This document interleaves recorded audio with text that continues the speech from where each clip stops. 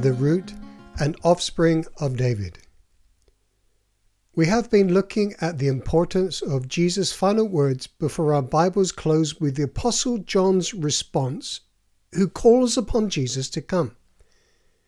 These words are important because what Jesus says here consolidates and focuses our understanding of who he is and why he's coming back.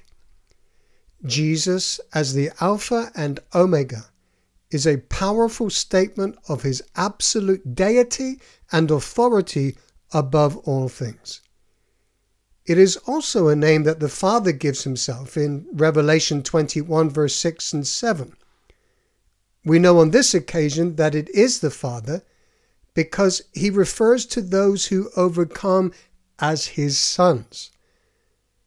So this name of the Alpha and the Omega demonstrates his complete harmony and oneness with the Father.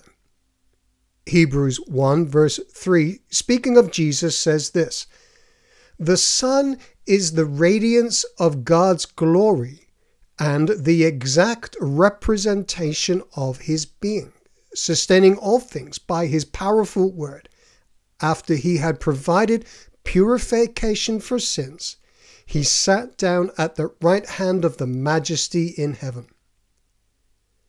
When Jesus said, "I am the Alpha and the Omega," he is stating the truth of who he is. He is able to be the Alpha and Omega, the first and the last, beginning and the end, because he is one with the Father. And he is worthy to hold the highest office because he is the Lamb who was slain before the foundation of the world.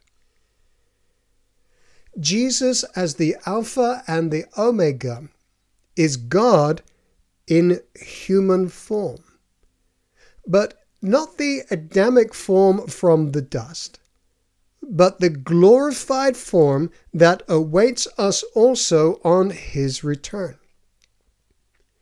This first statement of the Alpha and the Omega sets the foundation for the second statement when Jesus says, "I am the root and the offspring of David." The first statement is one of his eternal nature. The second is one of his eternal office. It is because he is the Alpha and Omega, the beginning and the end, the first and the last, that he is able to be the root and offspring of David. Jesus was the first throne, and his will be the last. Kingdoms rise and fall, leaders too, all at his sovereign hand. David was king because Jesus had always been king, the pre-existing king who reigns with the Father as the Son of God. But now as the offspring of David, he's coming as the Son of Man to reign on Mount Zion, therefore bringing heaven and earth together under one sovereign head who is Christ. In Revelation 11:15 we read, "Then the seventh angel blew his trumpet, and there were loud voices in heaven saying, 'The kingdoms of this world have become the kingdom of our Lord and of his Christ, and he shall reign forever and ever.'" When Jesus said he was the root and the offspring of David, he was saying, "I am the fulfillment of all the messianic prophecies of a future king and kingdom." In 1 Kings 9 verse 5 it reads, "Then I will establish the throne of your kingdom over Israel forever, as I promised your father David, saying, you will never fail to have a man on the throne of Israel." Jesus is returning to earth and will reign from Mount Zion forever. And in doing so, he is fulfilling the prophecies made to David and to Israel of a future king and kingdom.